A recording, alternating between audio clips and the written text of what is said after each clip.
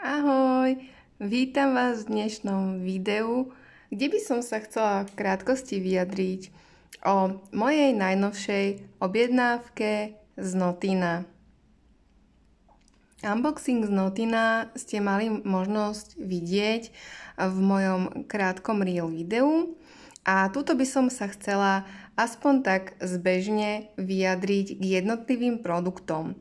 Myslím si, že by som začala produktom, ku ktorému sa ani netreba nejako extra vyjadrovať. Vidíte, že ešte ho nemám otestovaný. Brala som si schválne takéto dva Brushworks trojuholníčky. Takže som veľmi zvedavá. Je to vlastne Puff Duo. V našom jazyku sa asi nedočítam.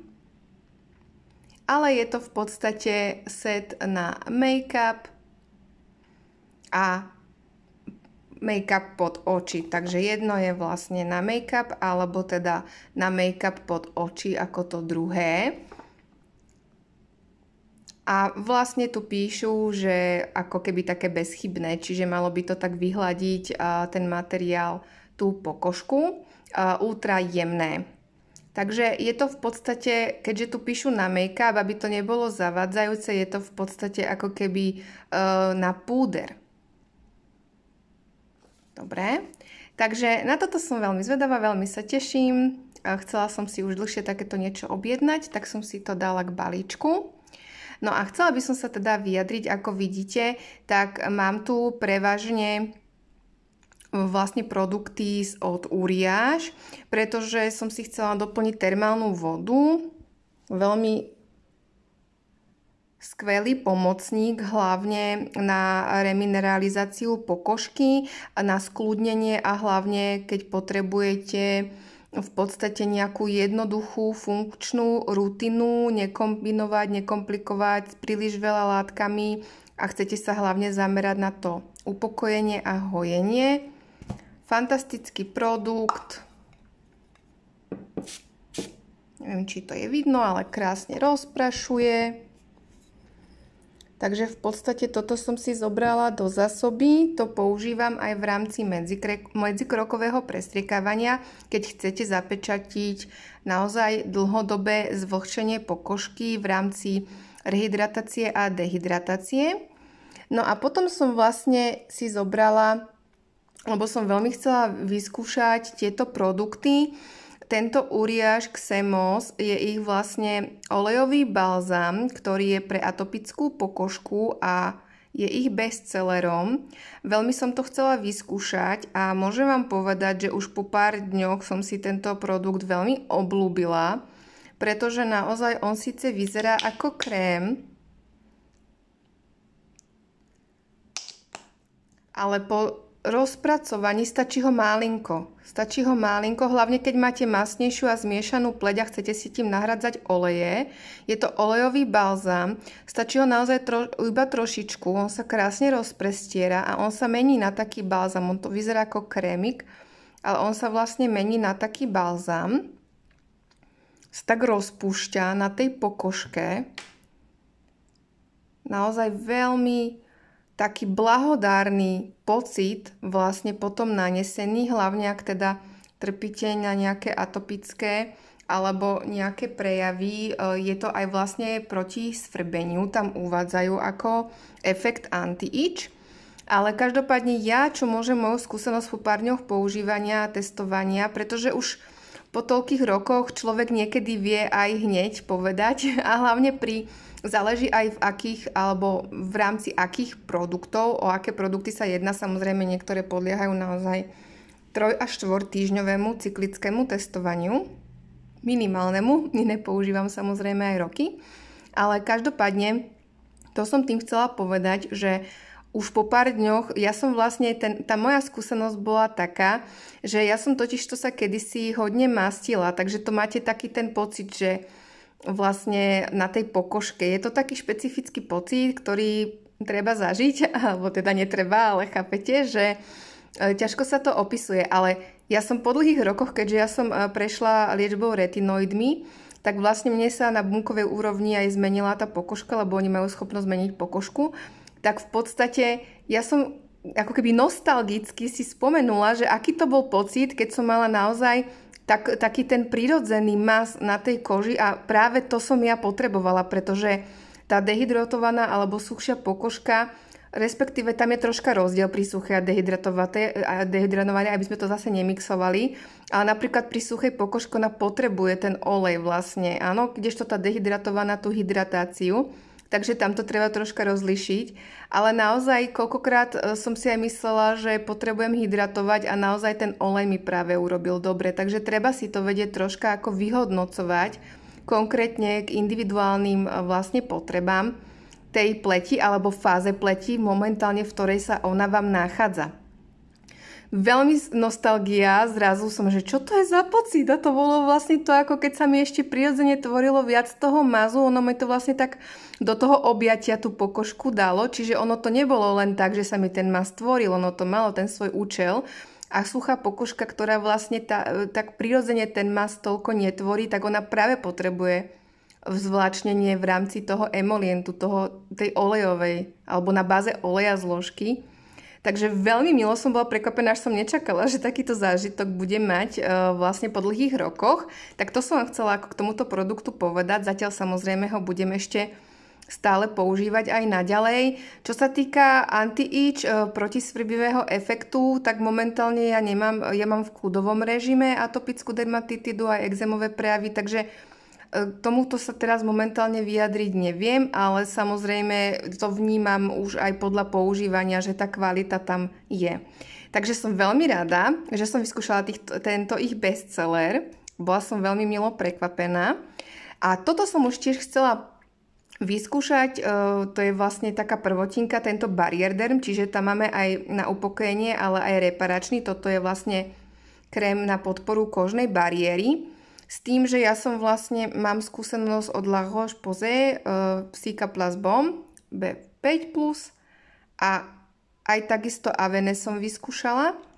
Takže toto bolo také ďalšie v poradí, že chcela by som to vyskúšať, pretože na tú kožnú bariéru ja sa práve že teraz veľmi snažím zameriavať a posilniť si tú kožnú bariéru, pretože používam viacero aktívnych látok a v podstate tá kožná bariéra je základ všetkého, tá ochrana a starostlivosť o tú kožnú bariéru a potom v podstate tie ostatné veci sú nadstavbové a hlavne teda v rámci citlivej pleti, tak tá kožná bariéra je gro vlastne všetkého.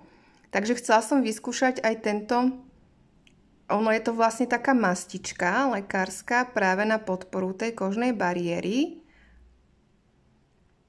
Počula som, že veľmi dobré je práve, že hojivá na výražky. A čítala som jednu recenziu, že upcháva pory. No viete, upchávanie pory to je samostatná kategória, pretože pory sa bežne neupchávajú, nie je to prírodzený stav pokožky, takže to treba riešiť inak, ako hovoriť, že nejaký krém upcháva pory. To by bolo diskutabilné. Každopádne toto sa krásne rozpúšťa na taký balzamik, ale cítiť, že to je mastičkovina. Áno, je to iná konzistencia ako pri tom olejovom balzame. Ja som zatiaľ tiež testujem tieto produkty prvý týždeň a môžem povedať, že už tým, že ja si selektujem veľmi, čo vlastne si vyberám, tak málo kedy sa stane, že som nejako vyslovene nespokojná. Takže ja už podľa tých potrieb to vždycky zvažujem a vyhodnocujem. Čiže je to taká mastička. Naozaj by som povedala, no hojivá mastička. Ja som mala dobrú skúsenosť vlastne tým, že ja mám sklon k upchávaniu porov, tak ja to budem ešte testovať viacej, pretože ja mám sklon aj k upchávaniu porov, ale každopádne na tú reparáciu, hĺbkovú reparáciu napríklad na masťové zábaly, alebo keď si dáte napríklad masku, alebo si napríklad nechcete ráno umývať tvár nejakým penivým čističom, alebo máte pocit, že máte nejaké podražené, dáte si masku, to si len zmiete vodou. Samozrejme treba prihľadať na to, že si testovať, ako vám sadne tá konzistencia, pretože podľa typu pleti tá konzistencia sa potom správa inak na pleti. Kdežto príklad, vazelína sa vám len tak ľahko vodou nezmie, ale niekto môže mať tú skúsenosť, že párkrát si to oplachne a nechá si tam vrstvičku, lebo potrebuje. Hej, čiže zase je tam určitá individualita. Takže skúšam aj toto, je to meď, zinok, reparačný, Sika Barrier Derm Uriáž. Taká mastičkovina klasická, by som prirovnala ten Aven, je veľmi na tú rehydratáciu a dehydratáciu vhodný. On je taký hydratačný, hĺbkovo. A zase ten La Roche-Posay Sika Plus Balm B5+, tak on mi príde skôr na tú iritáciu, ekzémy, začervenanie, stiahnutie zápalu. Skrátka, takáto potencia v tom produkte. No a potom som si vlastne ešte objednala Inky List. Toto je už aktívna látka. Je to 10% sérum s kyselinou azeláovou. Tých 10% mi príde také fajn, dostačujúce, že zároveň je to aj dosť, ale zároveň nie je to veľa, pretože ja som začínala 5%, mala som už aj 10%. Samozrejme, keby ste sa ma spýtali pár rokov dozadu, tak som používala Skinoren 20%, ale vtedy som ešte nevedela, samozrejme nemala som toľko informácií, nemala som to otestované, nemala som to odskúšané. Človek si prejde rôznymi vlastne skúsenosťami, takže toto mi prišlo tak vhod, že akurát, pretože ja potrebujem zohľadňovať potreby aj pre citlivú pleť. To vlastne takéto až našedlé troška.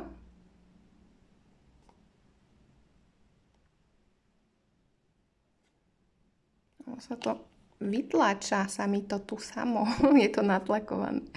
Takže vlastne mám samostatné video Transformovať možno aj citlivú pleť, tak sa volá. A je to vlastne video venované práve čisto len kyseline azeláovej. A je to z toho dôvodu, že myslím si, že si táto aktívna zložka zaslúži mať samostatné video, pretože mne neskutočne pomohla aknozná pleť, rosacea pleť, začervenanie pleť, zápalové procesy pleť, akné pleť. Skrátka, či už nedokonalosti, či už hormonálne prejavy, tón pleti, skľudnenie, stiahnutie začervenania zápalu. Skrátka, toto je jedna úžasná látka a vždycky mám v rutine zaradené nejaké produkty s ňou a sú už rôzne aj na trhu.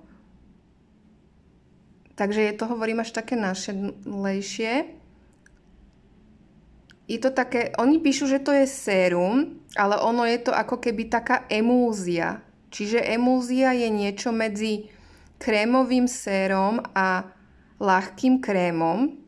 To by mala byť špecifikácia emúzie, alebo klasifikácia. Takže je to naozaj veľmi také, by som povedala, vláčne, to znamená, že nemalo by to až tak vysúšať. Napríklad ja som skúšala niekoľko týchto už kyselín azeálových a vlastne môžem povedať, že ono je to aktívna látka a hlavne citlivá pleť by to mala s postupným navyšovaním podľa môjho názoru, lebo záleží aj ako máte zostavenú rutinu, či máte viac aktívnych látok, čo presne používate, či máte jednoduchú rutinu alebo komplexnejšiu, hej, čiže zase treba tam zohľadňovať viacero tých faktorov, ale čo sa týka citlivej pleti, je to predsa aktívna látka, treba tam vlastne ísť na to s tým postupným navyšovaním a naozaj ten efekt a účinok, ja si myslím, že čo sa týka retinoidov, tak by som hneď kyselinu azeláovú dala za nimi, že to je proste úžasné. Keby sa vám podarilo nakombinovať v nejakej únosnej miere, kde by vám pleť tolerovala retinoidy, kyselinu azeálovú a exfoliačné kyseliny, tak si myslím, že je to taký nosný základ toho, ale treba to kompenzovať a vyvažovať dostatkom hydratácie. Hydratácia je hneď po kožnej bariére, úplný základ, ale samozrejme ako všetko s mierou, len ide aj o to, že sú aj rôzne techniky, ktorými sa potom dajú veci aj ďalej ovplyvňovať. No a posledný produkt, ktorý tu mám z tohto Notina balíčka, ktorý som si objednala, je The Ordinary Granactive Retinoid 2% v emúzii. Oni majú teraz vlastne mať najnovší produkt 0,2% retinálu. Tam by som tiež išla, podľa toho, či máte skúsenosti alebo nie, pretože 0,2 je naozaj vysoká potencia. Takže toto by som povedala, že je kombinácia retinolu a Granactive retinoidov. Takže je to taký mix, ale tie 2% v prepočte není sú to plné 2%, ono sa tam odratané potom ešte určité hodnoty, ale to znamená, čo som ti chcela povedať, že je to vlastne dostatočne jemné aj na začiatok. Ja to kombinujem vlastne, ja mám v obehu viacero aktívnych látok, pretože sa zameriavam na to, čo mi funguje, ale zároveň hľadám vlastne aj to, aký efekt čo robí. Takže v podstate ide aj o to, že toto je radené ako produkt, ktorý je vhodný práve na začiatok, keď si chcete zvykať. Práve ten Granactive retinoid, on má tú schopnosť, že priamo po nanesení vám reaguje s pokožkou a premeniajú na tú kyselinu retinovú, ale samozrejme ja by som aj volila, keď máte napríklad alebo z dlhodobého hľadiska, alebo citlivejšiu pleť, alebo skrátka toto rozhodne, čo sa týka retinoidov, naozaj menej je viacej a pomaly a postupne a prípadne voliť produkty, ktoré sú kapsulované s postupným uvoľňovaním, keď by ste chceli, ale ideálne je to vlastne s tým postupným navyšovaním, aby si tá pleť vybudovala tú toleranciu. Toto je vlastne emúzia tohto produktu. Je to vlastne aj tá farba zodpoveda tomu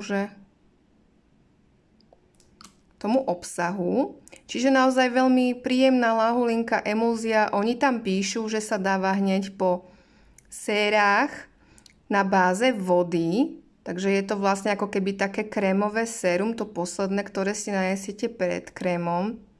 Ono ako samotná tá konzistencia je naozaj jemná, také krémové sérum, ako keby by som povedala. Vláčne, jemné. Len ide o to, že pokiaľ máte citlivú pokožku, tak je dobre si to naozaj sendvičovať, čiže vrstviť. Buď si dať najprv ľahký krém, alebo si dať teda ešte nejaké krémové sérum, alebo si dať normálne aj krém, kľudne podľa tej vlastnej citlivosti pleti a v akej fáze máte tú pleť a v akom stave sa momentálne nachádza. Čiže naozaj treba to vyhodnocovať podľa tých vlastných potrieb pleti. Takže takto som vám chcela aspoň okrajovo povedať o tých najnovších produktoch, ktoré vlastne som si objednala. No a ako posledný teda ešte jeden v zákulisí sa nachádzal ešte, tak vlastne toto som si objednávala. Je to bariérový krém pre citlivú pokožku od značky Aveno pre detičky. Je to bez parfémov, v podstate ako všetko, čo tuto ja vlastne publikujem, ale každopádne vlastne ja som si to brala kvôli tomu, že to je zinc oxide, ono je to vlastne aj na zápareniny, ale primárne je to zinc oxide, práve ten hojivý zinok, ktorý ja používam, on aj krásne sťahuje začervenanie a zápal. Ale zaujalo ma, pretože chcela som aj vyskúšať túto značku a zaujalo ma, že je tam teda ovsená múka, ale zároveň, že to je ako úplne tá prvá zložka je parafinum liquidum. Čiže je to v podstate, ja totiž to hľadám alternatívy rôzne k vazelíne, pretože ja zbožňujem používať vazelínu, čo som si v živote nemyslela, že budem používať vazelínu, ale čo, prekvap čo. Takže a zároveň to obsahuje ten zinc oxide, takže naozaj toto je iné ako tie zapareňové mastičky, ktoré som vyskúšala predtým, zinkové, lebo je to v tom parafinum liquidum, čiže je to ako keby tá vazelina, že to vám tak sedí na tej pleti, keď to chcete úplne že zafixovať práve ako tou vazelinou. Takže vlastne toto testujem, kvôli tomu som si to objednala, pretože mám rôznych takých kandidátov, ešte budem vyhodnocovať, že hľadám taký ten krémy, ktorý by som mohla, sú rôzne, ktoré sa dajú použiť aj namiesto vazeliny. Samozrejme, vazelina ako taká, to je proste top strop, to nič mi iné nespraví taký efekt, ale neviem to používať na dennej báze, pretože potom tá pleť, ono sa, možno úplne tí suchokožci by si to vedeli aj na dennej báze, ale ja to momentálne, ja som mala mastiacu pokožku, zmiešanú pokožku, vlastne teraz v podstate po retinoidoch mám inú štruktúru tej pokožky a s tým, že primárne teda som vám aj dala tú informáciu v rámci toho, že ja zohľadňujem hlavne pre tú citlivú pleť. Takže v podstate ja momentálne, čo sa týka vazeliny, tak ja keď to používam, častejšie ako v obehu, že každého dňa, dajme tomu, by som to stále používala každý deň, tak mne sa potom robia také, že tá pleť je proste príliš zaobalená a nepáči sa jej to a mám tam proste nejaké reakcie. Ale inak akože raz za čas to mám rada a preto hľadám aj rôzne alternatívy, pretože ten efekt, to, že vlastne vám to krásne zadrží vlahu v tej pokožke, tá pokožka vyzerá úplne inak na druhý deň.